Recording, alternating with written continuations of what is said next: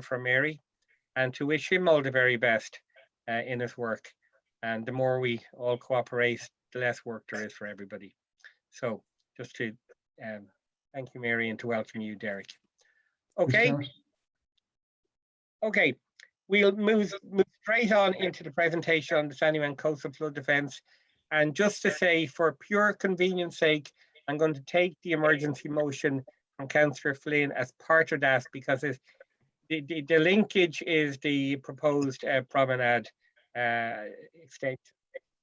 If we can try not go over all the old ground in relation to Sandymount cycle routes, that we will discuss that again. But I'm going to take it that we will take that motion. Okay. Jerry O'Connell, I think, is going to give us this presentation. So Jerry, can you hear us? Yeah, I can hear you, Dermot. Can you see my screen? I can see your screen, and I'm going to hand it over to you, Jerry. Okay. Okay. Thanks very much. Thanks, everyone.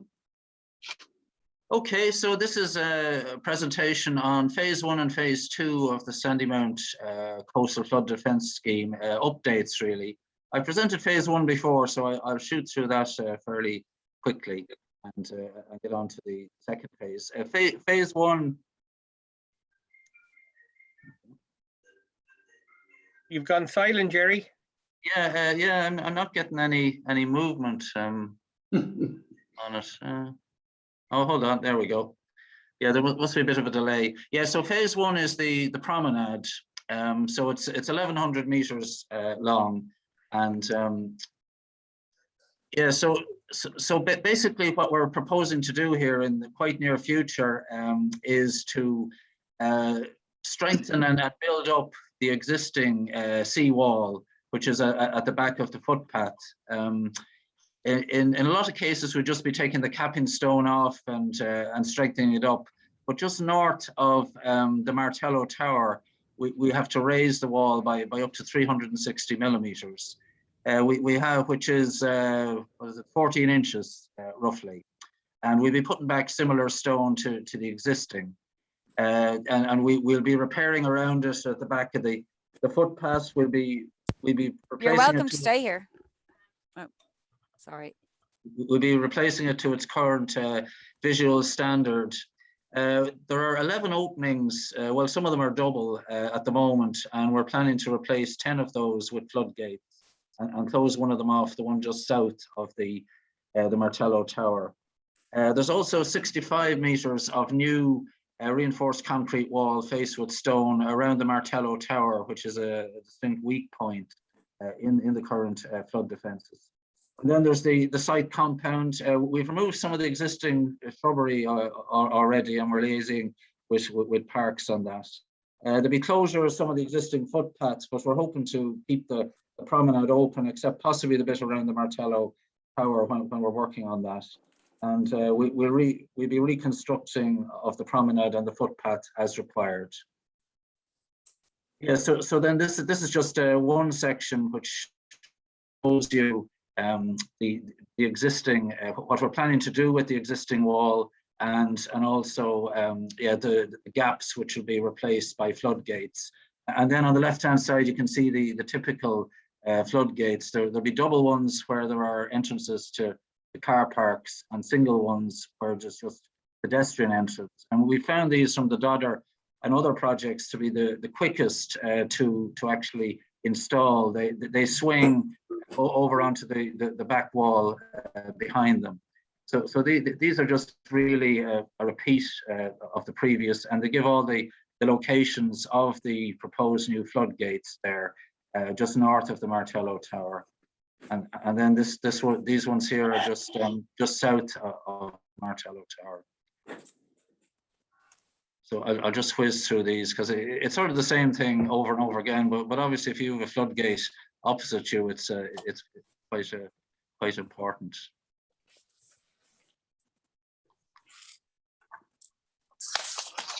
Yeah, so there are currently 11 altogether. There's one double one, which is number 10, where there's two gaps.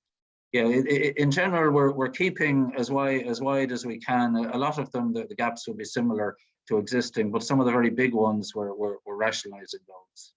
And they're the typical type of floodgates that we're proposing to put in. And you can see these on the Dodder near London Bridge is a good place to see them.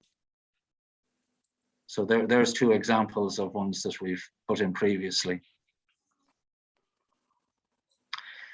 So the flood defence level is 4.2 metres above mean sea level, and that's called Malin Head datum. This came about from a previous project, the Dublin Coastal Flood Protection Project, and it's made up of 3.25 metres, which is the current estimated 200-year tidal level with no waves on it. And then for the 200-year event, there's an associated wave. So that with overtopping adds another 1/4 of a metre to the required height. 0.4 of a metre is for sea level rise to 2100, and it says 0.13, it's actually 0.15 now. So 150 mil of that has happened in the last 20 years. Then there's a 12-inch safety margin, and when you add all those up, you get your 4.2 metres.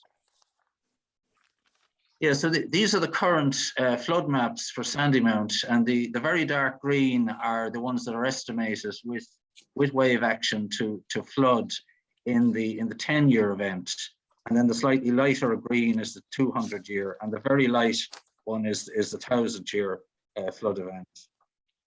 So that's for North Sandymount, and then this is for South Sandymount. So that's what we're trying to protect. Buildings too, and flood insurance and all of that comes into the equation on those.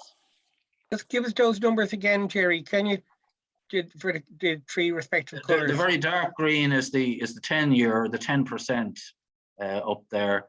The middle coloured green is the 0.5%, which is the 200-year flood level, and that's the OPW national guideline. For rivers, it's the 100-year, but because it's salt water and all that does a lot more damage, it's the 200-year flood event that you try to design to for tidal flooding.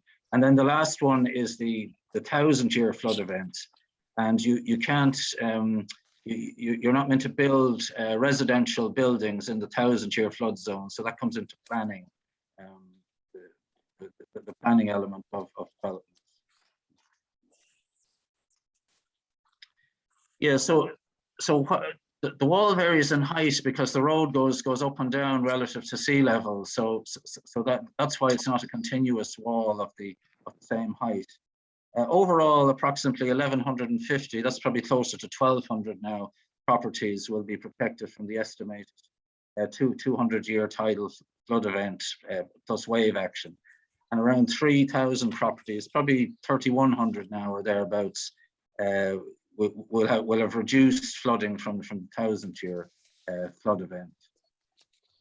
Yeah, the allowance for sea level rise, it's constantly changing, and the OPW are reviewing it. Like there we had 400 mil, which is the normal one for residential properties, and they allow a metre for hospitals and very high vulnerability properties, but that's constantly changing. The IPCC does something every 6 years, give a recommendation on that, but we go by the OPW guidelines. But it's going up rather than down.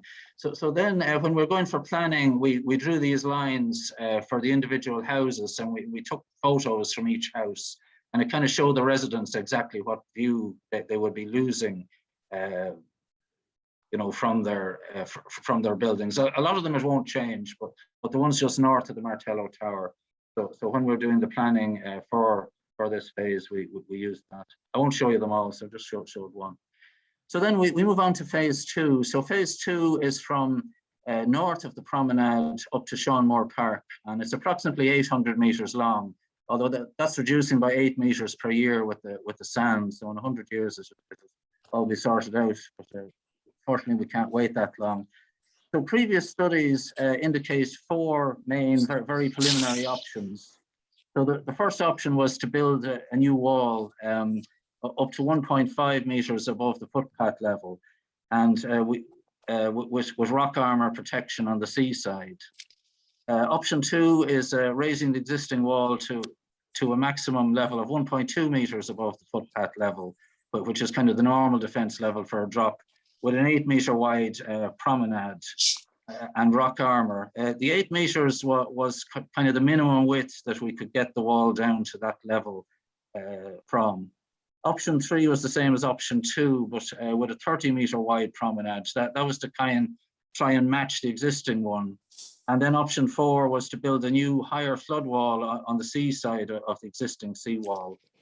The existing seawall can be raised a little bit if there is a promenade or a support behind it. But if the level goes above that, we have to build a new wall or a new flood defense.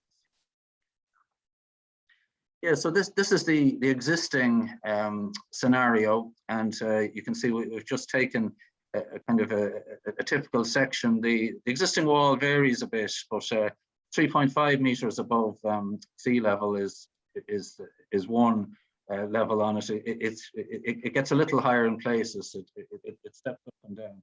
So as far as we can tell from investigations, that's roughly the profile of it. We have done a few trial holes along it to confirm this. So then this is option 1, which is raising the existing wall up to 4.2 meters above mean sea level, which is about 1.1, 1.2 above the footpath level, and putting in a large amount of rock armor on the beach, roughly 5 to 6 meters wide.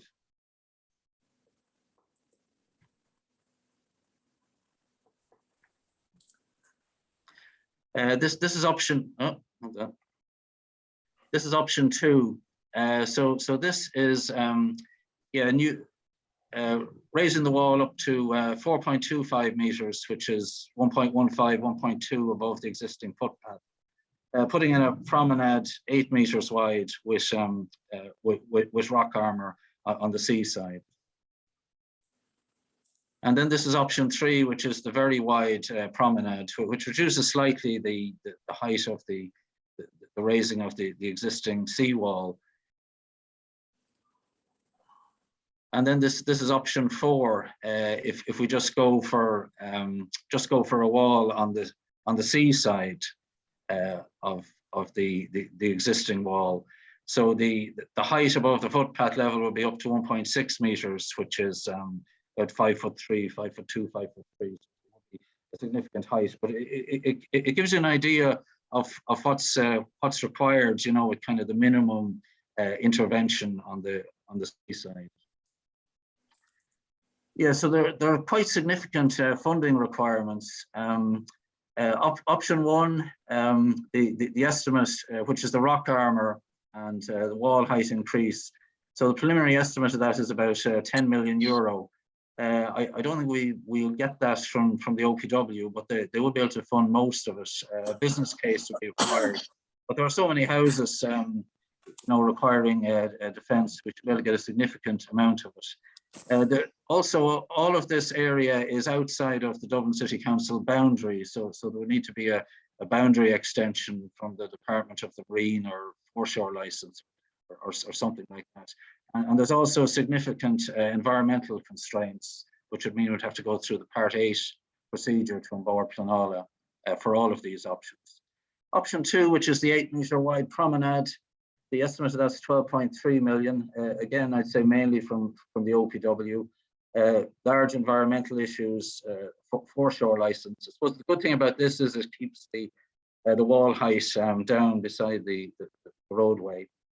Option 3, which is the 30-meter wide promenade to kind of match the existing one, that's about 49 million euros. So significant other sources of funding would be required other than the OPW, and there would be much larger environmental mitigations and foreshore license or boundary extension.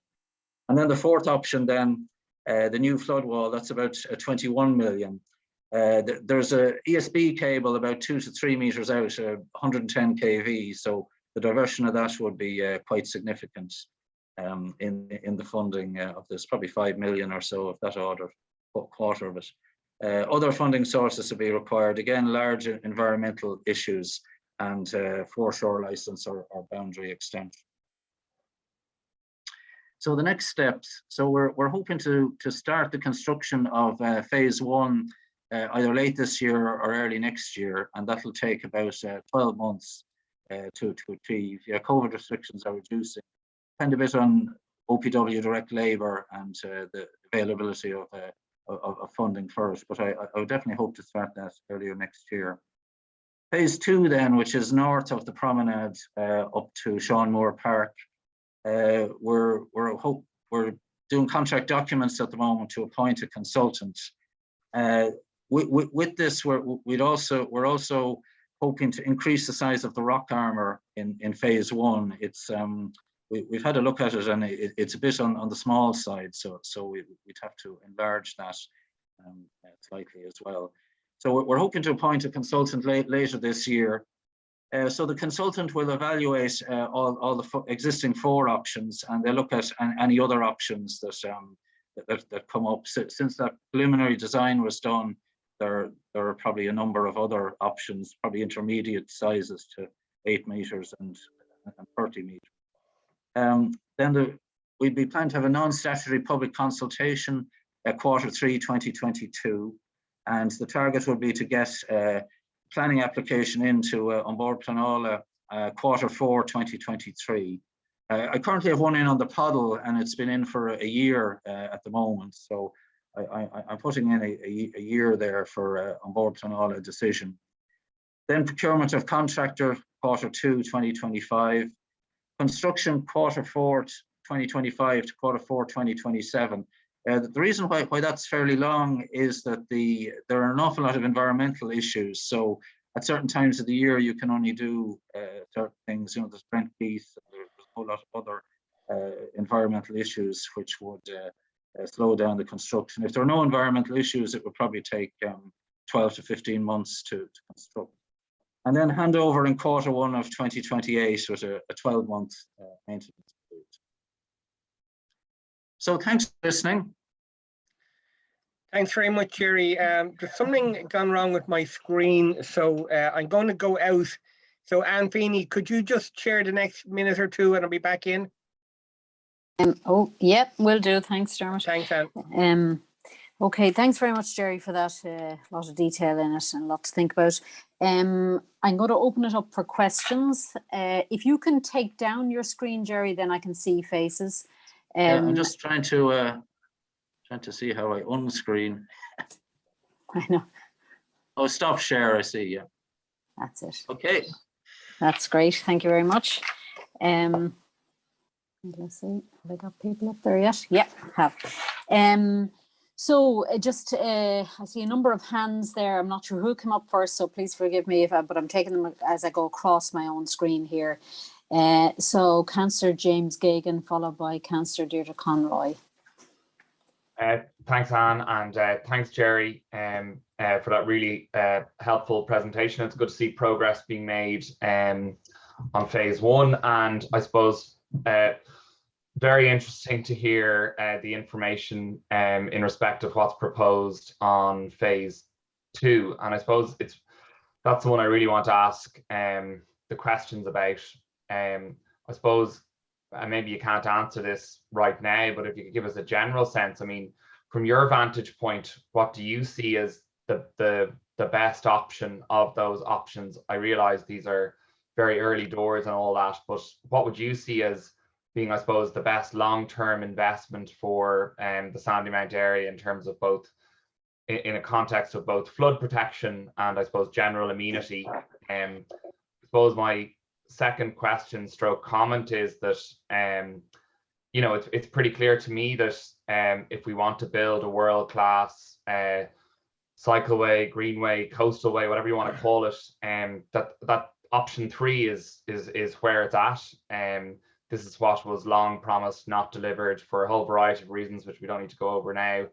And it did have those high levels of costings associated with it when it was first proposed and when everybody supported it. And obviously that's a very high cost that you've estimated to be put on it to build, a bigger promenade, basically the same width as the current promenade and extend it all the way to the Sean Moore Park. But in terms of the benefits it could have for the whole of the Dublin Coastal Way, in terms of the benefits it could have in terms of promoting Dublin as a UNESCO biosphere, into the future and the long-term benefits of building a promenade like that, I mean, the NTA have to come back and seriously consider, particularly when you've highlighted, I suppose, the benefits that it has long-term from a flood standpoint in terms of making clear that, you know, you keep saying that, and look, we know this, that the OPW estimates on sea levels keep changing all the time. And, you know, if we have the most robust flood relief measure in place, it ensures that depending on what happens in our climate over the next decade, 20, 30 years, that we can react in a robust way if we have the proper infrastructure in place. So it's certainly something that it seems to me a no-brainer. We have to work, and it would be great if we could all work together to try and achieve that high level quality infrastructure in Sandymount. And just on the third question, you obviously set out indicative timelines there. Again, obviously the timelines are kind of troubling in many ways, that it would take as long as you're describing, you know, 1 year between a decision and a contractor being appointed. Is there anything that you see that, apart from obviously on board Planola coming to a quicker decision, is there anything that you see that could shorten the timelines, or what do you see as the hurdles, or is there anything that could be done to try and shorten the timelines, at least on an indicative basis that you've outlined through additional funding, resources, whatever, cross-departmental working together? Thanks very much for the presentation. Look forward to hearing your replies. Thanks, Councillor Geoghegan. Before I pass over to Councillor Conroy, I believe our chairman is back. So thanks, Dermot. Thanks, Anne. I don't know what happened there. I think Deirdre's next. Thank you. Thanks, Anne, Dermot and Jerry. And I do understand the extreme issues about the flood protection there, but I did have some questions in relation to the walls and the Martello Tower as a protected structure, which has been derelict and in a problem situation for over 30 years.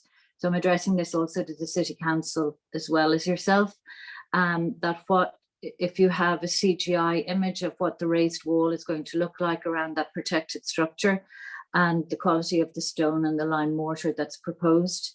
Also, the Conservation Officer and their colleagues in staff in Dublin City Council have issues on planning applications about stone walls. So that is something that will be quite a serious visual impact in the area. And in terms of, I won't go into all the other details that Councillor Geoghegan went into, which I understand are also quite something that need to be addressed. It is the major thing in the area, and that the local residents have had a plan about themselves is the cycle route. The promenades all along that area need to be brought into this, and instead of just the OPW, also the NTA, because anything to do with 49 million would be a major need for the cycle route along that promenade. I will leave it at that. Thank you. Thanks, Deirdre. Claire Byrne. Thank you, and apologies, my camera isn't working on this at the moment. Jerry, thanks a million for the presentation. It's really helpful to have. I just have a couple of questions, specifically in relation to options 2 and 3, involving the promenade build out, which I think we would all welcome if it is possible. But you mentioned environmental challenges. I'd welcome you outlining exactly what those challenges are. And given that in a best case scenario, you're saying that if we could proceed with either of those options, we'd be looking at 2027.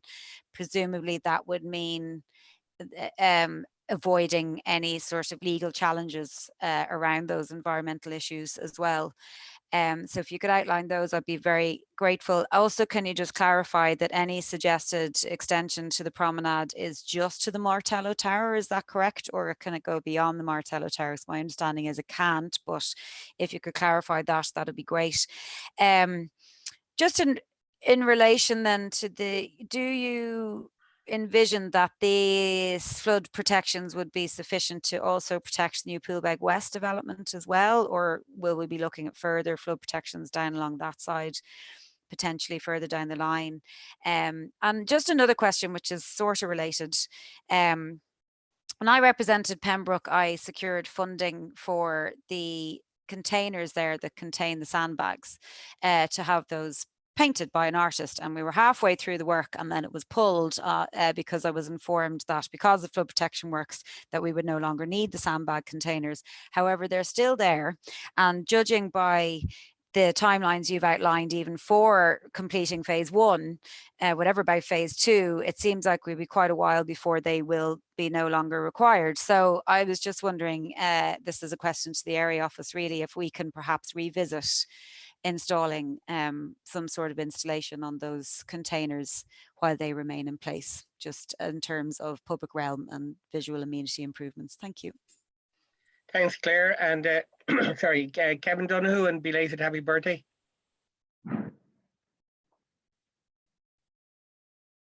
You're on mute, I think, Kevin. Sorry, thanks, Fletcher. I was saying we could all sing at the end if there's time.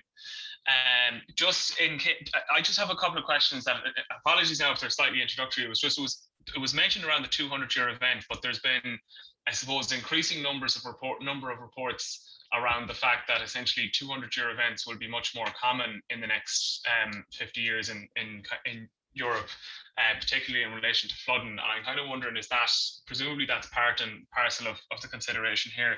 The other is that we're probably all familiar with that map of Dublin in red, where there's kind of like increased risk of flooding from sea or coastal flooding. And I'm just wondering, it's kind of following on from a question Councillor Byrne asked around whether or not there'll be more walls needed further up the line. And then I was wondering if it was possible, because you did indicate, but I wasn't really able to fully pick it up, if it would be possible to get, I suppose, something that more clearly illustrates how the variance in risk from selecting the different options. So essentially, what's the safest, what's the least safe, what the kind of balancing off and all that kind of stuff is. And I would welcome, I think someone else asked this as well, more clarity around what the environmental risks are around putting the promenade out there. I think it's in option 3 or maybe option 4. That'll be it. But just thanks for the presentation. It was quite detailed as it was anyway. Thank you. Thanks, Kevin. And Feeney? Thanks, Chair.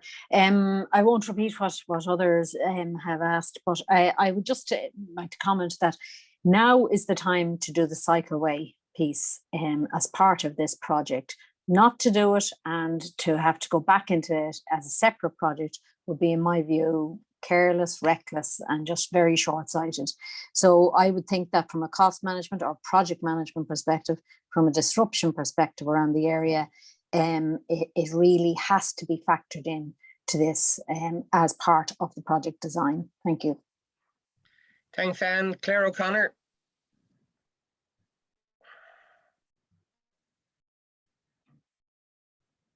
Claire?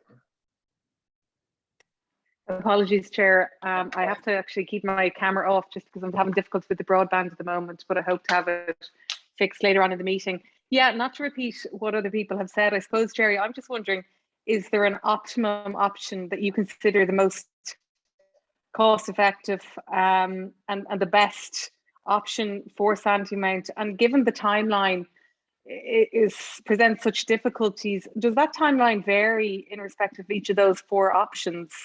And just finally, in terms of the project management, I agree with Councillor Feeney. I think the prudent and the sensible and the only way forward is to manage the cycleway at the same time. And I mean manage that in terms of have the conversation, read the cycleway alongside this conversation, read the flood defences, because I don't think that they can be arbitrarily separated. Thanks, Jerry. Okay, thanks. Just for my own comments, I agree with James Gagan, really encapsulated my own thoughts on this. I think option 3 is the best. I think the subsequent comments from Anne Feeney and Claire O'Connor that work in the cycleway should be integrated at the earliest possible stage of this. There's no point in sort of doing pieces of work and then undoing them all over again. I suppose the 2 questions I have are, one, can any of the timelines be shortened? I mean, it seems to me to be an incredibly long period for this to be done. I'm presuming what Claire Byrne meant by the promenade extension is the little bit up towards at the end of the promenade and the first houses on the seaside of Strand Road, because promenade does already run either side of the Martello Tower. So I presume you're talking about that little bit of the area, Claire. And the last question, will any of this have any impact, Jerry, on the flooding problems at St. Albans Park? And while I'm mentioning St. Albans Park, do you have any update on the Irish Water response in relation to the pumping station? Okay, back to you. And Sorry, Chair. Hands as well. Sorry, Councillor Friel. If everybody who has spoken could drop their hands, makes it easier for the next round. Sorry, I see Councillor Friel and Councillor Deasy.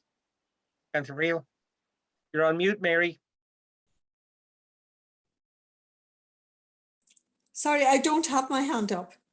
You don't? Oh, sorry, I thought you did. Thank Tara? you.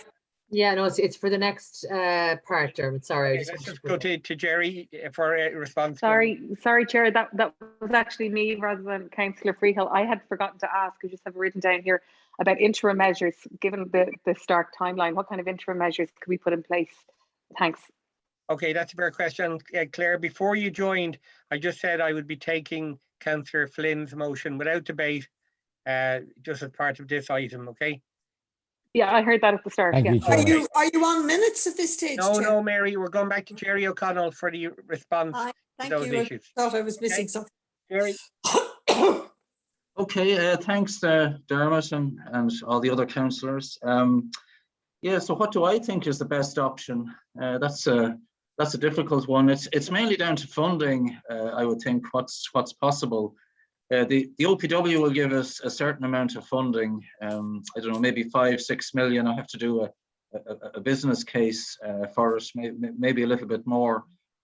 From my point of view, yeah, the 8-meter wide promenade would probably, would be good, because that would reduce the wall height.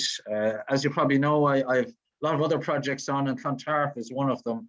And the wall height seems to be the main thing that the residents and others will object to. So the 8-meter or the 30-meter wide options, or something in between, possibly, would seem to be the best. I'm also involved in the Water Framework Directive, so I'm looking at it from a kind of an environmental point of view as well. So those would be the two options. The option 2 would probably be, because it's costless, would probably be the most likely one from a funding point of view. I suppose it could be added to in the future as a possibility. But yes, those two, from my point of view, would seem to be the most practical and possibly achievable options. For the 30-meter wide one, we definitely need other sources of funding, either environmental funding or funding from other authorities. A number of councillors asked about shortening the timelines. I suppose the one that would shorten the most would be the construction for the different options. But I can't see it as being cut by much more than maybe 6 months or so, depending on the different options. All the other steps are to do with designing and getting planning permission and that. And I would think that they're all they're all fairly rigid options. Yeah, the decision from a board planola can take anything from 6 months to 2 or 3 years. So, and particularly for something that's so much in the environmental area. The bit about the walls ending at the Martello Tower. I assume that's the southernmost bit of the promenade, extending it on to the houses. Currently, the road level and the existing wall level on that stretch is sufficiently high. So, from a flood defence point of view, it doesn't require anything extra. During the planning permissions we had a separate planning permission for the Martello Tower. The planners insisted on that, and also for the existing wall. And we were liaising with the conservation officer, and we actually got a separate conservation consultant in to look at all the existing stone walls and how the new wall would match in with the existing tower. Initially, our consultant is going to look at all the possible flooding options, and then we liaise with other projects like the cycle route and that, to see how best they could be incorporate it with the kind of the preferred flooding options.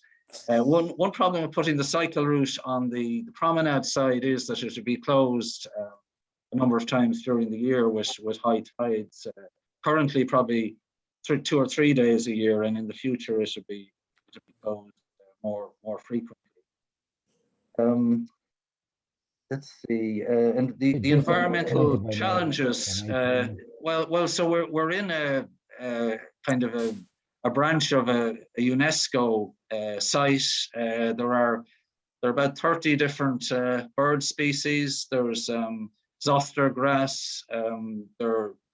There's about 50 different kind of major environmental issues associated with going on the beach. It belongs to the Department of the Marine currently. So there are a number of planning issues as well, outside something that we do inside the boundaries of Dublin City Council.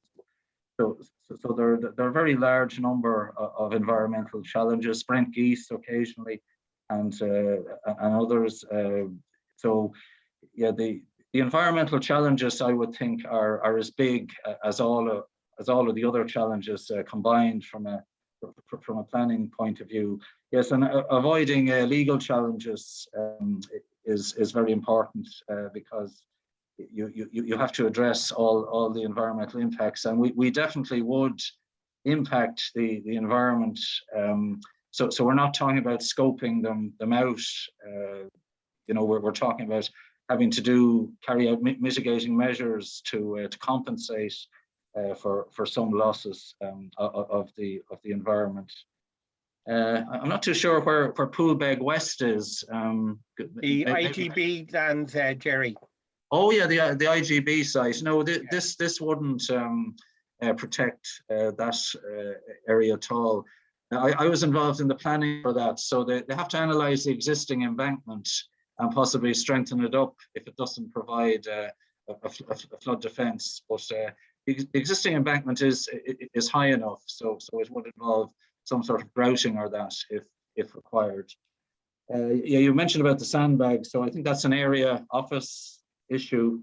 Yeah, the 200-year flood event is what we designed for, but because the sea level has risen, the average sea level by 150 mil, it means what was the 200-year flood level in 2000 is now the 50-year flood level. So that gives you an idea of the change with a small rise in sea level. And as the depth of water increases, the possible wave height increases as well. So it's a double standard.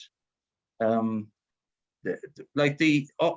of these designs are designed to take the 200-year tide plus wave action up to the year 2100, assuming we get a 400 to 500 millimeter rise in sea level. There isn't a big variation in risk between the options. You might notice that with the 30-meter wide promenade, the height of the seawall is a little lower. So they're all designed basically to take the 200-year tidal event up to what we think will be the sea level at the end of the century. Yeah, I agree. All right, it would be good to combine all the different projects that are likely to happen, rather than dig things up twice in a short time and cause a lot of unnecessary construction activity. Manage cycleway, I think. Best. Yeah, shortening the timelines was mentioned a few times.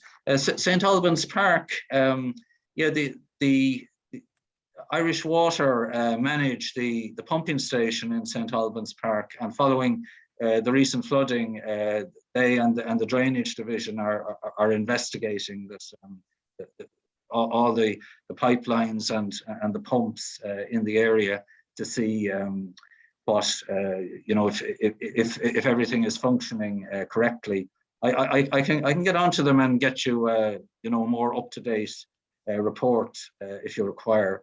The interim measures, yeah, so currently we have our flood warning system, part of what I designed, and it gives 2 to 3 days warning of significant high tides. So once that happens, we block up all the outlets with sandbags and that up to the level of the existing flood walls. And to date, that has proved sufficient, to keep the high tides out. We distribute sandbags as required. I suppose, yeah, wave overtopping would be a significant issue. In certain locations, the waves are propagated much higher than elsewhere. So kind of, yeah, wave overtopping. Like we have done the works at Marine Drive, and that has worked out quite well. We put the ramp over the existing wall, and also at Merrion Gates, we carried out works down there years ago, and since those, really, we've had quite a bit of road flooding, but we haven't had anything much else. So the interim measures will work for a certain length of time. Okay. So unless I've missed a question or two. No, I think can the next two people be really quick, because we spent a long time? James Gagan and Claire Byrne. I'll be really quick. Thanks, Chairman, as well. Thanks, Chair, and thanks for those replies. Very detailed, Jerry. Just a quick one. What months do you hope to have the consultant appointed for the phase 2? You say Q4. Just wondering, like, is that in the next, November, December, or when do you think that'll happen? Is there any way of speeding up between the consultant appointment and when the consultation? Is there anything that speeds up that process? And then just, you mentioned about that 2 to 3 times a year you can't use the Strand or the existing promenade because of high tides, and that this would be impacted if we did the big wide promenade. There might be more days. I mean, I presume it wouldn't preclude, or does it make a difference if, let's say, if you put the cycleway closer to the wall side as distinct to closer to the seaside? Does that impact on when you talk about the 2 to 3 days a year that it's currently closed? Or you might just elaborate a little bit on what you meant by that. Thanks. Okay, Claire Byrne. And myself, Chairman. Yeah, I'm going to bring in Mannix. Sorry, Councillor Finks, I know you haven't come in, but just very quickly, I know, Jerry, that you're saying that beyond Martello Tower doesn't, like, that the wall height is sufficient there and doesn't need additional flood protection currently, which is fine. But theoretically, if we were to go with an 8-metre promenade extension, extending it beyond Martello Tower, is that, and obviously there's cost implications for that as well, but is there additional environmental challenges that would be associated with that, or would it be kind of like in for a penny, in for a pound, kind of in that sort of, in the environmental challenge and sense? Thanks. Thanks, Claire. Mannix. Thank you very much, Chairman, and thank you very much, Jerry, for a very strong report. It's good to see this because it's essential works, and whether we like it or not, we simply have to do them. Otherwise, we're just going to end up being flooded. Again, just like Councillor Gagan there, I'm just in relation to the wall and its width, and the fact that it would be closed on certain days with regards flooding or big waves, and that cycling wouldn't be permitted on it. We already have that scenario, Chairman, in relation to the boardwalk, where you have high tides, the boardwalk is closed. And in certain parts of the boardwalk with the new cycling way, there's a whole issue there when there's actually extreme high tides on the Liffey or there's frost. Those areas have to be closed off. So the idea of an area being closed off to cyclists or pedestrians should not preclude the consideration whereby the cycle path would be incorporated, or considered to be incorporated on such a massive infrastructure. We're going to be spending a hell of a lot of money here, and while the estimates are what they are, I would imagine that down the road they will be again in a much more higher mark. But these works have to be done, so I look forward to teasing them out over the next couple of years. Thank you. Okay, thanks everybody. Jerry, if you could just keep us up to date or informed as things develop along this, okay?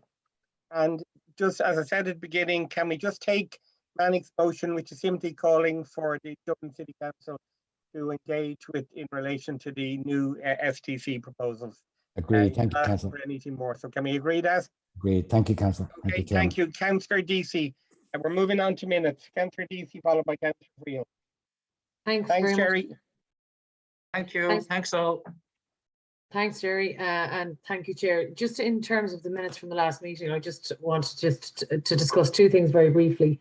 In terms of the My Home is Crumlin, we watched that video, and there was a discussion around establishing a committee, and I know there's work happening behind the scenes in terms of that, but one of the local schools has been in contact and has expressed their, I suppose, desire to get involved. So I suppose I just wanted noted so that they're not excluded from that process. And I'm not sure if this is the right place to bring this up. I was kind of searching through the agenda to see where else I could bring it.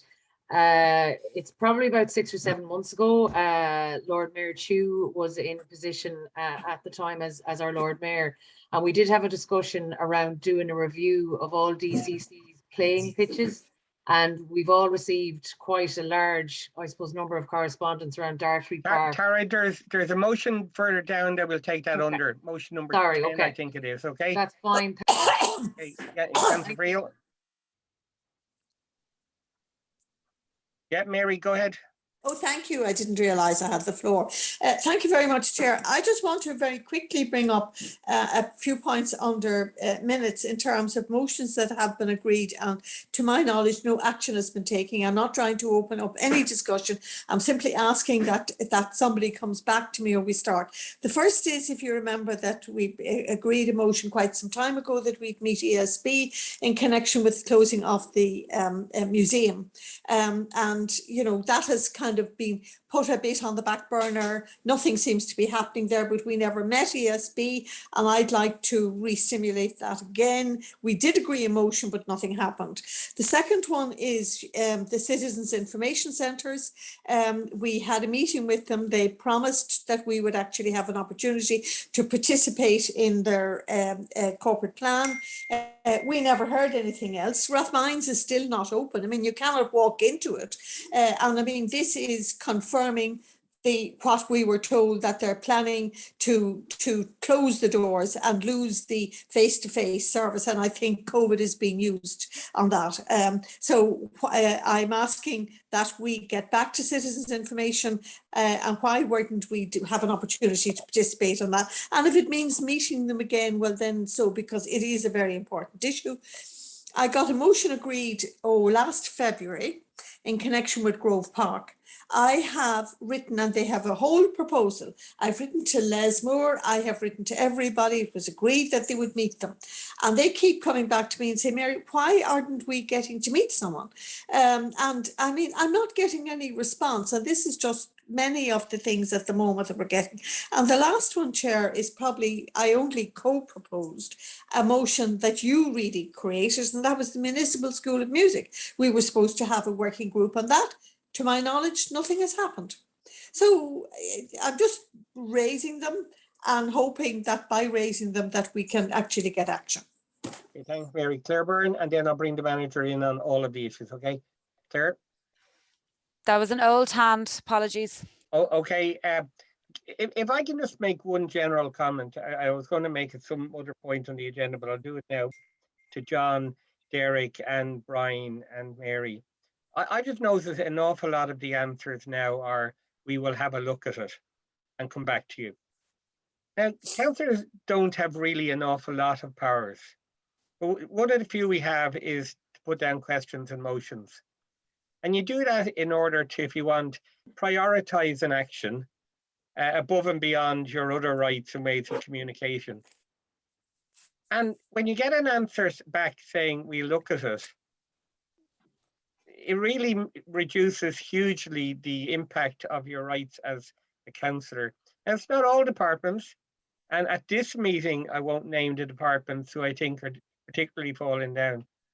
But maybe at the next meeting, I will say the departments that are particularly falling down on us. From some officials, you get brilliant answers. Brilliant answers. And from some, you get the most lazy half answers imaginable. I have questions down today, for example, that there's only half an answer to it. So it's a general point, and one of the reasons why councillors bring things up under the minutes like this is because you get those half answers, then you forget to come back to us. So several months on and you have people raising issues. I could probably raise about 10 points today, similar to Councillor Friel DC. So, you know, the quality of the answers could hugely impact on the quality of our meetings and our work. Sorry about that. I didn't mean to go on for so long. Brian or John or Mary or Derek. Sorry, Chair. Claire O'Connor. Sorry, Chair. Can I just come in on that? I'm not comfortable with the concept of naming and shaming in any aspect of life. And I take your point and I agree with the sentiment of what you're saying, but I don't feel comfortable with people going into work conscious that they might be named and shamed. Claire O'Connor, sorry, my video isn't working. I'm just not comfortable with people going in and out of work during a pandemic, worried that they might be named and shamed at our next SEAC meeting. I just don't think it's a good way to do business. Claire, I've never been comfortable with the concept. So I would prefer if the departments that you don't consider are working at the rate they could be, I would prefer if they're not named and shamed. I don't know how other councillors feel about that, but maybe there's other ways we could drive that point home. Okay, Mary, let her speak. Just name the departments that are failing. Mannix, just let Claire O'Connor finish speaking. The point is lost. Sorry, I can't continue with the interruption. I actually understand the point you're making, Claire, and I certainly would have no intention of naming individual officials. But I do think there is a tendency in some departments to be less fulsome in their replies than others. I agree with that, but I think there are ways around approaching this rather than naming and shaming particular departments. I think it's a very harsh thing to do to people. It's just my own personal view. That's fair enough, except for when you've raised the issue. Except for when you've raised the issue repeatedly over 20 years, and you'd end up still getting the half answers. Councillor Feeney. Yeah, thanks very much, Chair. Yeah, I mean, this issue it has been raised with the Chief Executive recently at Protocol meeting, and that for those tuned in from the public, that's our standards, if you like, meeting, and where we address a lot of how we operate. And it has been raised with him, and he has committed to taking it up with individual departments. And we are also having one of those departments come in and present to us on the 23rd of September. So it's not about naming people. It is about highlighting where there are some departments and some areas that give, as you say, less than fulsome responses, and to allow us do our work properly and represent people. So it is about trying to resolve this and get better quality answers, which will stand to both councillors and Dublin City Council if we can get those. Thank you. Okay, thanks. I don't spend too long on this. Councillor Conroy. Chair, yeah, very briefly, Chair. I do understand what Councillor O'Connor has mentioned, and we're not definitely not mentioning people's names. But in, say, for instance, in relation to it's always the recent issue that local resident associations have. And they're writing to us, and including me in particular, for no reason I understand, calling me a lobbyist for the pitch in Dartry, which I do not understand, that I had nothing to do with. But that is what, whatever we're doing to support the people in the departments, we certainly don't need to be put into trouble ourselves by things that are being caused without any consultation to councillors. Okay, let's move Brian or John or Mary, or not too sure who's going to answer some of those issues. I suppose I'll just answer the general comment first. There's two different issues here. One is the responses to questions, and the Chief Executive has discussed that with me, and he is pursuing that. The second is in relation to motions. In some instances, including the emergency motion that was just taken there, basically the response there, which I didn't actually get a chance to or an opportunity to respond to, is that we won't be consulting with the residents groups. They're a party to the judicial review process that's ongoing, so we're not in a position to actually do that. In other instances, motions will be passed by committee here that are either not within our control or that require a budget that hasn't been assigned. So there are multiple issues in relation to motions. In some, absolutely, we should be coming back, and we should be coming back in a better manner. And I suppose, Brian, I'll let you deal with the individual ones. Thanks, Mary. Brian? Brian, you're on mute. And Deirdre Conroy, you still have your hand up. Councillor Friel mentioned 4 motions in relation to the ESB, citizens information, Grosvenor Park and the School of Music. Grove Park, not Grosvenor Park, Grove Park. beg your pardon, but I will come back to you within a few days in relation to all of Thank you. And the Municipal School of Music, well, that's you more your Dermot, but anyway. It just, we did agree at the July meeting, I think it was our June or July meeting, that we would set up a small working group. And clearly the council is taking some action in relation to the School of Music. And the agreement we did reach was that there would be a working group involving councillors as well.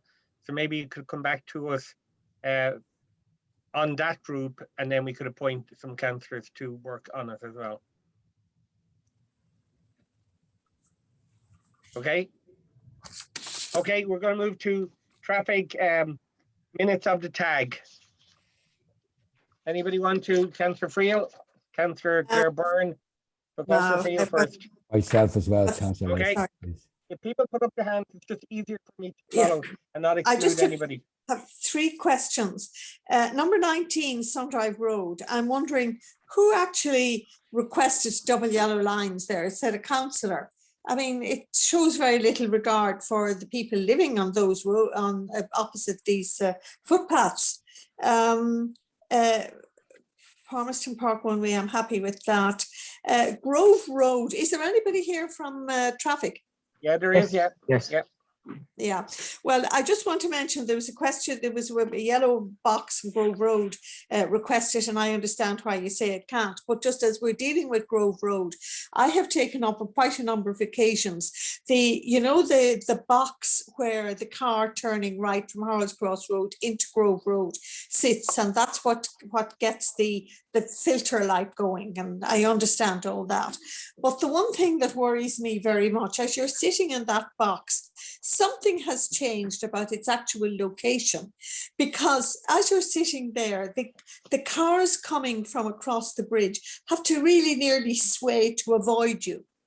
And that wasn't the case in the past. And I'm just concerned about the safety of that, as to why that seems to be more the case now than it was in the past. And if you think it's safe, that's fine.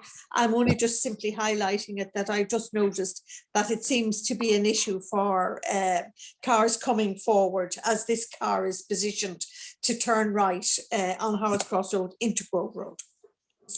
Thanks, Mary. Councillor Claire Byrne. Thanks, and thanks for the report. And sorry to start on a negative note, but I suppose it's slightly in keeping with the discussion that's just been had, and also something that I raise at every TAG meeting. And I've yet another example here, item 3 in Hagan's Court in relation to the double yellow lines and addressing the parking issues there. Very, very much welcome it. Something I have raised a minimum of 3 or 4 times over 18 months. Last time I raised it was on the 16th of February this year, and yet my name is nowhere near this issue in the report. So I'm just raising that again.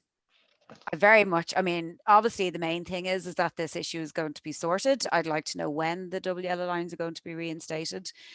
But just to highlight once again this issue where we're just never credited for the work that we are raising on behalf of the people who elect us to do it.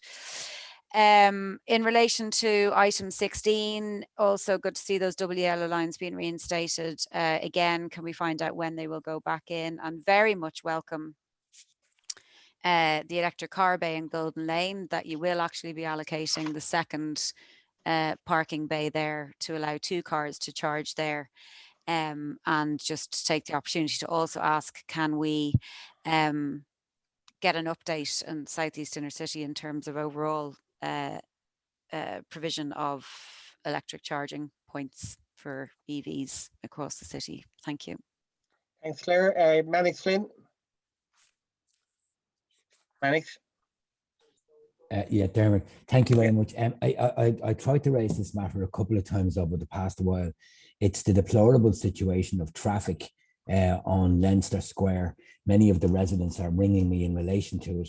It just seems to be almost like fisty fights in terms of the way people are trying to get their children to school, get shopping.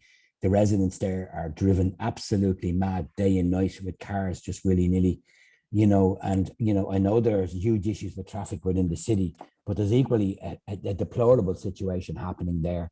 And I really do think it needs to be seriously addressed. I've gone up a number of times and observed motorists simply abandoning their cars, and then residents trying to get out of their driveways, trying to get out of the curb, you know, people trying to cross roads. You know, I was up there recently and I did see a rather, how would you put it, very agitated and energized row that, you know, it's just, we need to kind of look at these residential areas, you know what I mean, and figure out just how we actually, you know what I mean, deal with the traffic and deal with parking. I mean, it's something we simply can't avoid. Then many people are terrified who live in the area. They're driving around for half an hours and hours.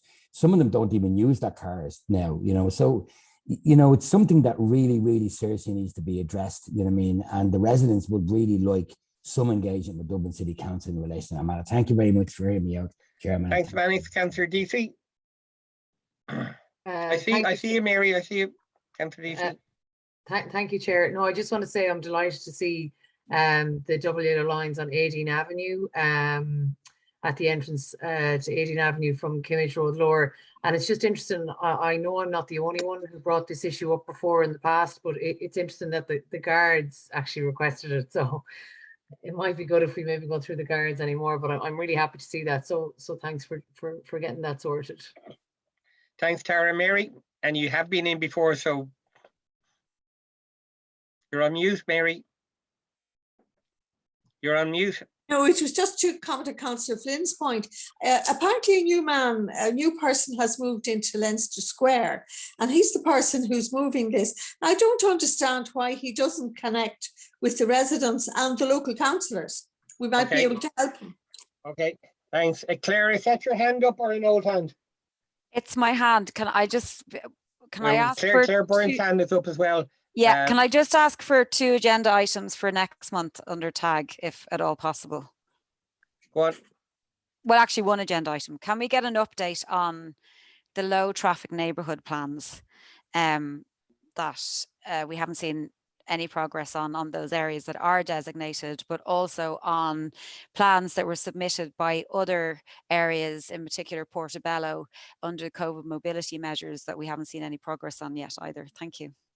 Thanks, Claire. Claire Byrne, is that your hand still up? No. Okay, just 2 issues myself. One, last June, 12 months, residents in Annesley Park and Rings in Ranelagh had sought a ballot on residential disc parking. I'm just using them as an example. I understand the signs are going up next week to confirm the changes, but it is absolutely daft that it's taken nearly 16 months for something like that. I actually amn't blaming the officials on this. The system is absurd. No new maps were required, no new drawings, a few numbers on a pole is all that's required, and it's just daft. And the other issue I want to raise is item number 13. Kerry, is I understand you were out there. It's about slightly shortening a parking bay. The problem here, Jerry, is that the parking bays themselves are all right, except when a car even overparks by the length of a boot of a car, the person can't get out of their garage. I was out there during the week and saw it. The problem could be solved without changing anything if a bollard was put in the middle of the end line, if you know what I mean. So the boot couldn't protrude over the line. A planter box or a bollard or something there. That's the problem. And the person who's looking for this is saving the council a parking space because they're parking on their own land. But they can't park on their own land if that parking bay isn't stopped at the line that it's meant to stop at. You follow what I'm saying? Yeah. So a bollard would solve it. Okay, go back to Neil and Jerry, whichever. Okay. Sorry, Chair. Sorry, Pat. Sorry, your hand went up as I was talking there. Go ahead. I put my hand up late.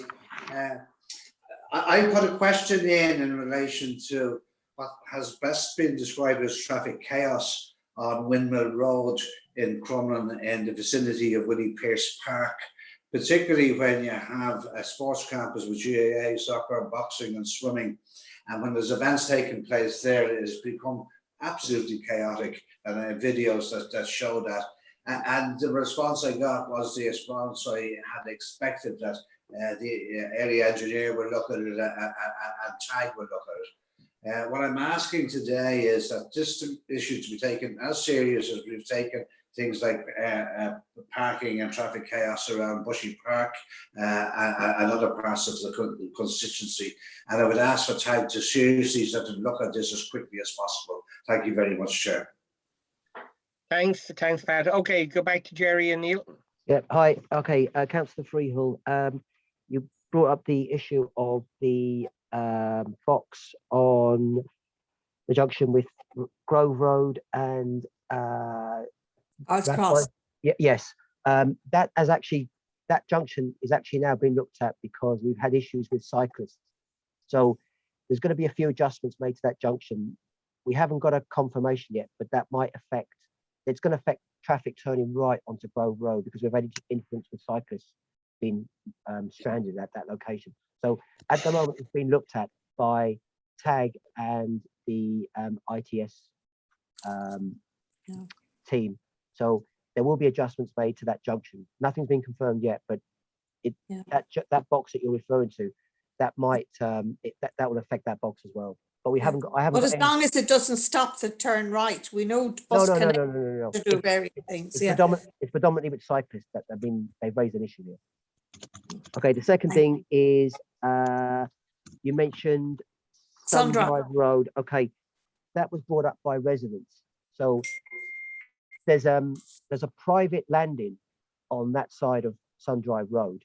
So there's a facilitation there for cars to come up on a dish pavement and then park away from the Dublin City Council pavement and onto the private landing.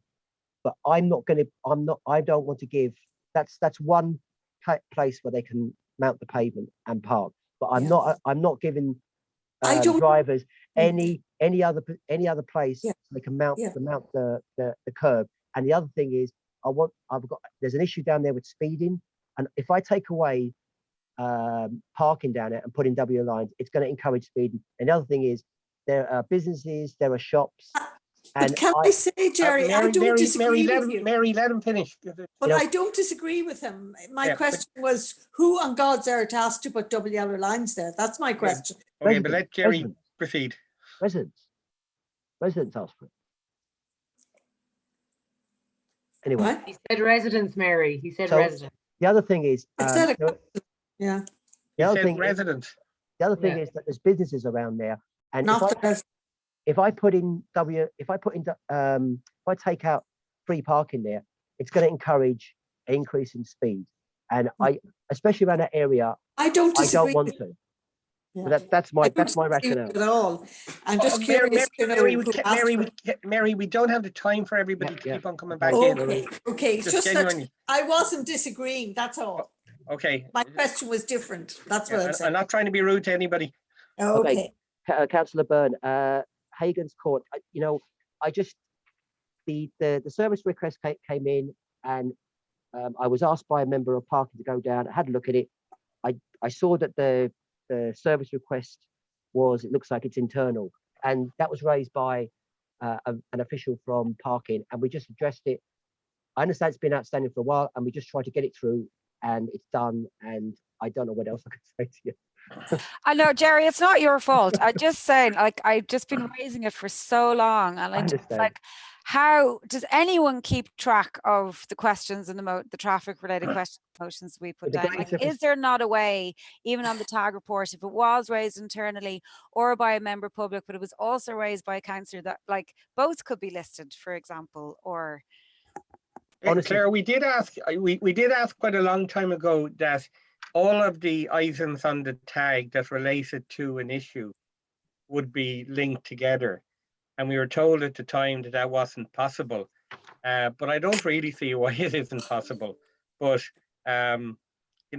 if that was done, it would make, it would ease the sort of problem that's you're experiencing in relation to this. Well, maybe the new hub will help with that, but yeah. Anyway, I'm going to keep raising it though. Sorry. Yeah, no, it's a fair point. Okay. Go ahead. Yeah. Jerry. Sorry, Councillor Byrne, was it 16 Hanover Square? Hanover Street East. Yeah. That is going through a tag process. It'll be raised with the guards. As soon as they are happy with it, the lines will go in the road. I'd imagine it's going to be a few weeks.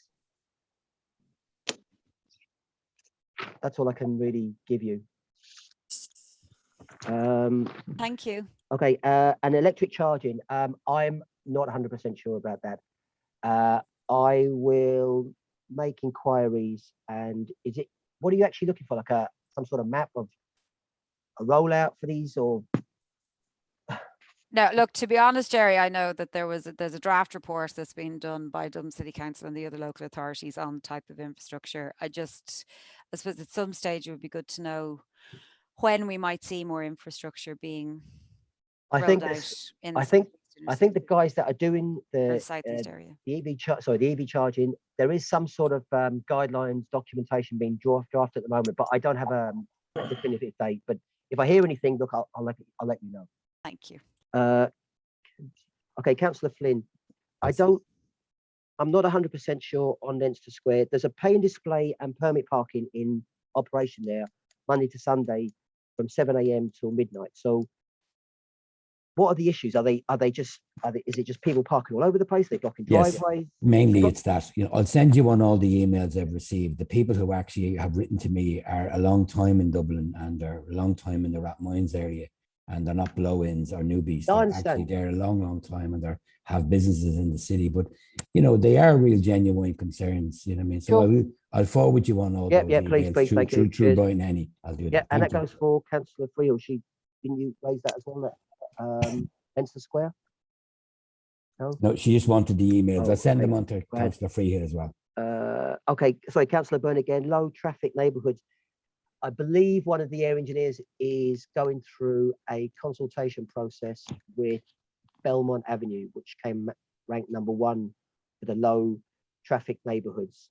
So that's the one that's been implemented at the moment. I'm not sure how the other schemes are being dealt with. So I can have a word with the engineer and maybe they can get back to you, Councillor, and let you know if there's a date.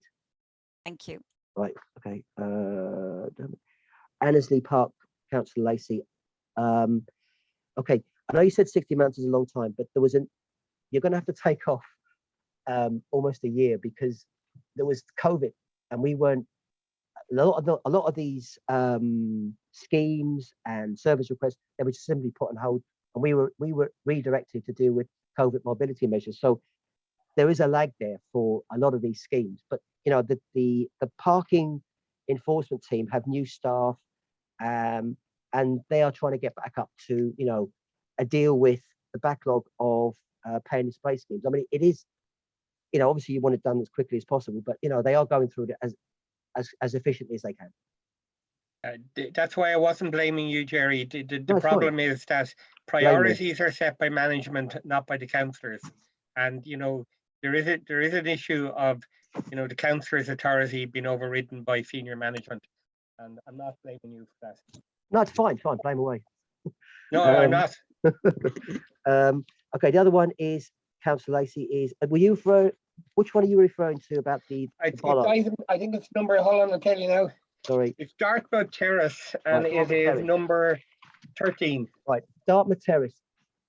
Okay, firstly, the pay and display signpost was moved. So no, Jerry, I'll shorten it all just for everybody. Right. I read a reply. I went down there. The problem would be totally solved if you put a bollard in the middle of the end line, so a car can't over park the parking bay. The problem is caused when a car boot extends over the loading bay. And cars regularly do that. I'm sure we all do at times. Yeah. But that space blocks the car from exiting a garage. The woman was on to me just 5 minutes ago by email asking was there any update because she missed it. she missed a meeting this morning because she couldn't get out of her garage. Okay. It's a simple request. Bollard would do the trick. I don't want to put any sort of bollard planter in a road. I know it's only a terrace, but I'm really against this kind of thing of, you know, a car slightly parks over a parking bay and we have to go in and put a bollard and put some sort of planter. You know, if the car this woman can't get to work. The issue down there, Councillor, is there is only what's the solution? The solution has gone in, Councillor. The issue is there's only 11 parking spaces there and there's 17 parking. She's not asking for it to be moved. But I'm not putting in anything on the road that will cause any kind of issue to a car. A car can reverse into it. And then what happens? And what does this woman do about going to work any day? I've had a look at this issue, and with the greatest of respect, there is space to come out of her. I was there, Jerry.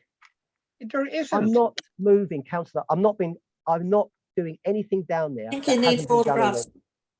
I cannot do anything down there. There is no space down there. It's very, very tight. There is a real issue with demand and supply. And there's enough room for that lady to come out of it with her car. And I'm not prepared to put any sort of planter or bollard in at the edge of a parking bay. We don't do that anywhere else in the city. And I'm not prepared to do it. I just remember a day when I stood for election to make policy for the city. And in at least 5 answers to questions from a range of councillors today, I'm being told by officials that the policy of the council is, when no councillor has ever voted for those policies. And it is becoming outrageous that officials are refusing to comply with requests of the citizens of Dublin in order to comply with self-made policies. And I, quite frankly, find that outrageous. I'm not going to abuse the chair anymore, but I'm really offended by several of the answers today. There's nothing about serving the public in them at all. My concern, Councillor, is road safety, and I'm not prepared to put in bollards or planters in a road. I'm not doing it. If I'm told otherwise, then 20 bollards which were put in on Donnybrook Road last week that not a single councillor asked for. The council must have spent I'm not aware of those. A road was closed off. Bollards were put in. We didn't want them. Who asked for them? I'm not aware of that. Dublin City Council put them in. You're asking for a specific issue on Dartmouth Terrace, and I've given you my answer. I'm asking for Dublin City Council to start working for the people of Dublin. And I'm getting increasingly frustrated that the officials in Dublin City Council are working for the officials in Dublin City Council. That's not fair. The issue is, Councillor, that I have to balance the needs of one resident against the needs of another. She's not asking you to move. She's not asking you to move the parking bay. Can we have a site meeting? With all due respect, can we arrange a site meeting? With all due respect. Okay, Could we arrange a site meeting that we can all go down with you, with the engineers, and see it for ourselves? This can be taken to protocol. I spent enough time on my issue. Councillor Chu. I wasn't first, Chair, but I was suggesting we move on because it wasn't getting us anywhere. So the city is full of bollards at the moment. I think a site meeting would be Hold on. Councillor Carolyn Moore. Or Councillor Moore is next. Thank you. Thanks, Chair. I have a question. I'm not actually sure if this is the appropriate point in the meeting to raise it, but Councillor Feeney had a question in about resurfacing work on Clairville Avenue, and I have been chasing up on the same issue for a constituent, and I note that the reply states that repair works are scheduled to be completed by the end of October. Just to note that repair works have actually taken place on that road, and the standard of the work is, from the photographs that I've seen, really poor. And I wonder, are those works complete? Can somebody confirm for me that the work has been completed, or is work ongoing until the end of October? And what we're seeing is kind of an interim point where a little patch-up job has been done, but something's going to be finished before the end. Is this Clairville? Yeah. Right. Thanks. Okay, Councillor DC, and then we'll go back to Jerry. Thanks, Chair. I'm wondering, and this is, I suppose, a genuine question, and I'm using the answer or the issue in terms of 18 Avenue, and I'm looking at you, Councillor Feeney, because I know you put in a question on it, and I did, I think, a few times, and the guards kind of got it over the line. It seems. Would it be useful for us as councillors to get guard support to get those kind of issues resolved? Would that make it a little bit more urgent, or because there's lots that we ask to because the roads are dangerous, there's lots of risks, and nothing seems to happen. And I'm wondering, would that be of benefit for what we're trying to achieve, or am I just putting more work on us? It's a genuine question. Would that be better if we got that support from a local Garda to say, we can see this is a very dangerous situation and there's more urgency to it? Is that a fair question, or am I being completely unreasonable? Councillor Feeney, and then I want to go back to Jerry. Sorry, Carolyn and Hazel, I think you're finished. No, Tara, no, will you take I'm not. I haven't come in yet. Okay, that's okay. I will bring you in then. Tara, will you take down your hand? It's just hard to follow. Anne, and then Hazel.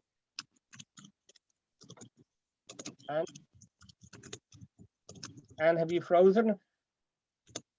Hazel, come in while Anne tries to reconnect. Yeah, Jerry, just wondering, where's our traffic light in Ranelagh gone to?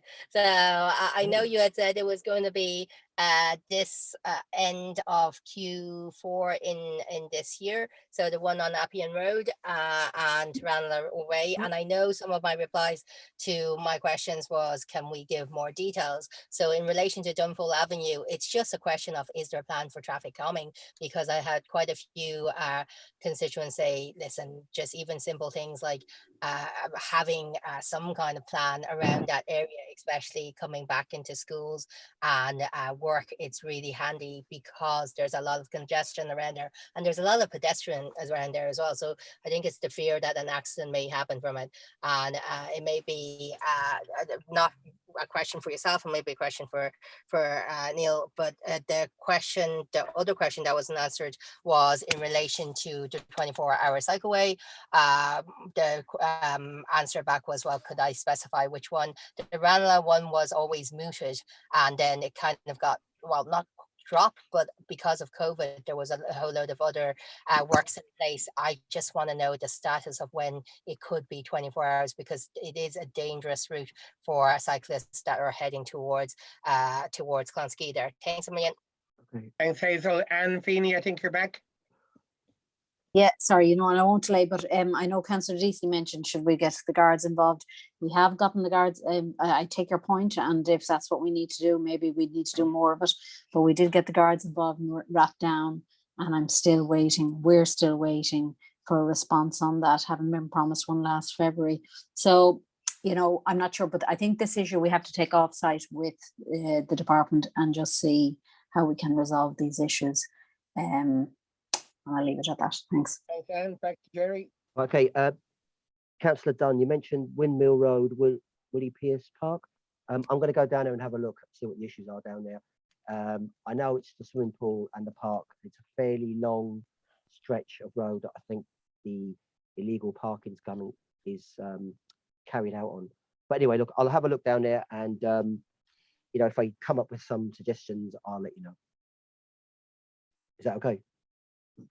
Okay. Yeah, thanks for that, Jerry. Yeah. The key thing here is that it tends to be in the early evening, okay, grand. or on a Saturday or Sunday afternoons when the football is at its height.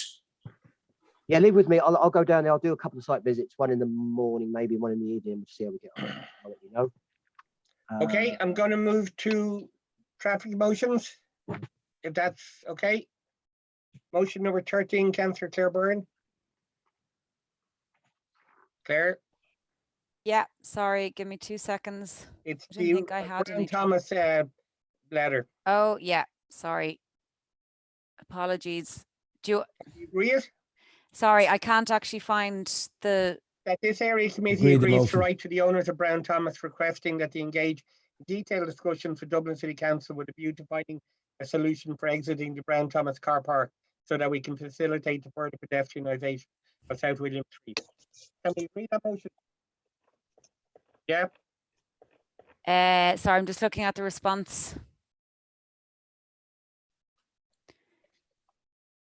Yeah, can I just ask them, sorry, are you saying that we can write to them? Yes, that's great. Thank you very much. And request a meeting. Yeah. Yeah. Okay. Thank you. Sorry for Agreed. today. Thanks. Thanks, Claire. Motion number 16, Councillor Freehill, provide bus arrival times. I found the response absolutely amazing. That this is all under the, I mean, even the real-time notices now at bus stops is even controlled by the NTA. My poor mother, I think, would turn in her grave when she used to be so excited about the new Republic of Ireland and that we'd actually have a democracy. I mean, it's diminishing by the month. That you know, even this isn't within the remit of the City Council. It just seems extraordinary. But I mean, how do we actually begin to engage with the NTA on this, in the sense that all of us want to use buses, but the east-west situation is impossible. And as I said, it's a contract bus now, a contract company that is not on the Bus Connects. And we have no way of knowing what's happening. And it's absolutely infuriating that, you know, as I said, we want to leave our cars at home, but the NTA have got to make it easier for us to do that. So I just found that I just couldn't believe that the real-time passenger information has now gone. I mean, do city councils get to do anything other than the traffic department, other than to deal with immediate day-to-day traffic issues? I mean, everything is now gone to the NTA. And we have absolutely no participatory role in this at all. So, I mean, sorry for going on, but I mean, what the hell do we do? Mary, I'm inclined to agree with you. Can we agree to write to the NTA with the substance of this motion? Yes, and get a response from them. Is that okay with everybody? Yeah, yeah. Okay. Motion 21, Councillor Anthony. Lansdowne. Could I just say, Chair, that on the next item, the cultural item, no, Mary, we're on motion. We're not on that. No, there's a whole piece that's not available to us. Reports say they're confidential and we can't get them. Okay, but let's just deal with the motions here. Yeah, but I'm just letting the officials know that that's coming up and we haven't got access to it. Okay. Did you hear that, Mary or Brian? Or Leah or whoever. After the Donnybrook graveyard, the next one says it's confidential and it's not. We'll come back to that at the time. Okay, Councillor Anfini, the motion number 21. Yeah, I'd like to thank the Parks Department for agreeing to put in the bollards while we await final recommendations from TAG. Thanks. Okay, thank you. Motion 27, Kevin Donoghue. Bicycle repair stations. Kevin. Sorry. Yeah. Yeah, I just wanted to see them introduced. I can't see the reply. Sorry, I just have the note up here. From the are they accepting that or what? They're saying that they put in one in Drury Street. I'm trying to find it myself here, and it didn't really work out, and they don't really want to put in any more. I'm really short. No, that's fine. No, I wouldn't accept that. I don't know that putting one in a car park one time is really a measurable metric or whatever that we can go with. I'd like to see more, but I can chase it up again. I don't think we need to hold up the meeting here about it. I hope you're not eating your birthday cake on the slide there, Councillor. The whole thing. You were sounding like you're eating a bit of cake. I'm taking it that the report isn't accepted, and let's go back to it again. No, it isn't accepted, but I'll follow it up at another time. I don't think I need to take up any more time here. Okay, motion 28, James Gagan, Sandymount Green. I think, yeah. James? Sorry, Dermot. Sorry, Chair. So I see that, and if we could just get an update, Brian, as to when that might be the report. I think first of all, to thank you for all the work you did over the summer months in dealing with the residents who were raising concerns, who lived on the green, and some of the businesses. I think broadly speaking, it was an overwhelming success, and notwithstanding the legitimate concerns that it would contribute to antisocial behaviour. There wasn't a single recorded incident of antisocial behaviour for the entire duration of the pedestrianisation trial. It would be great to see that we could, progress the elements from that trial that did work and deal with the bits that didn't work to try and improve the amenity of the green. And if we could get, I suppose, that up and running as soon as possible, so we can start planning as to, how can we get this going again into the future, even if we have to wait until the weather gets warm again to try and do something again. It would be great to see options coming forward as soon as possible. Thanks very much. Anybody want to say anything on that? No, I'm not going to prejudge the outcome of the survey. Let's see what happens, and then we'll make any decisions then. Okay, which is sort of what you're asking for, James. Thank you, Chairman. Yeah. Hazel, Dermot. Yeah, who's asked? Brian? Well, we hope to have news on the public consultation next week. Thanks, Brian. Just Okay. may I raise something just on the motions there? There was a motion of mine some time back in relation to the traffic lights in the city and the fact that Mr. Keegan won't actually revert them back to their original position, which is causing huge congestion within the city. Many people complaining, kids getting to school very late and stuff like that, and trucks literally blocking up massive areas of the city. We are talking here about parking and getting rid of cars and all of that, I would support. But you can't have a situation where you have lines of traffic along both sides of the canal, both sides of the quays. Okay, Manny, can I ask you to take, in respect to people with motions, then, can I just ask you to take that up in traffic SVC? I'll ask them again to do that, because it's not satisfactory that the CEO will just keep this up. Thank you. Okay, I just want to keep moving, to be honest with you. Thank you, thank you. Manny. Okay, item number 4, the report on the Part A works at Donnybrook Graveyard. Mary, I'm not too sure why you couldn't get it, because I have it. Well, I've gone into the what you call it, in the agenda pack, the report on No, it's not that item, Dermot. It's the next one, and I'm having the same difficulty. I can't access. It's under culture, number 4. What's it and this is after the graveyard. Okay, the only agenda item I have, unless the agenda's been changed, I've got it, is the under culture, recreation, emergency services. The what? Graveyard in Donnybrook. Now, just bear with me 1 second, please. Sorry, Dermot, I emailed Jennifer about this just a while ago. It's actually the first document in the... it's item 5. Yeah, it's actually planning and property. So it's to do with a fee simple. Okay, we'll come back to that. Can't access any of those, sorry. Okay. Well, what Mary, just hold on a second. You said item 4. Item 4 is the Part 8 works at Donnybrook Graveyard. Let's deal with that first, okay? But what I don't know after that is